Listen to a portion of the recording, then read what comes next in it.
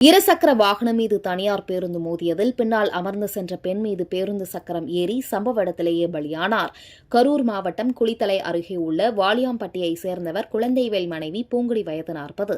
அதே பகுதியைச் சேர்ந்த கந்தசுவாமி மனைவி முத்துலட்சுமி வயது 55 என்பவரும் ஒரே இருசக்கர வாகனத்தில் சென்று கொண்டிருந்தனர். அப்பொழுது மயிலம்பட்டியில் இருந்து தரங்கம்பட்டி செல்லும் சாலையில் தரங்கம்பட்டி பேருந்து நிலையம் அருகே சென்றபோது பின்னால் வந்த தனியார் பேருந்து மோதியதில் முத்துலட்சுமியின் உடல் மீது பேருந்தின் பின் சக்கரம் ஏறியதில் தலை நசுங்கி சம்பவ இடத்திலேயே பலியானார். இருசக்கர வாகனத்தை ஓட்டிச் சென்ற பூங்குடி படுகாயமடைந்தார். சம்பவம் அறிந்து அங்கு சென்ற சிந்தாமணிப்பட்டி போலீசார் சடலத்தை கைப்பற்றி உடற்கூர்வு ஆய்விற்காக கரூர் அரசு மருத்துவமனைக்கு அனுப்பி வைத்தனர்.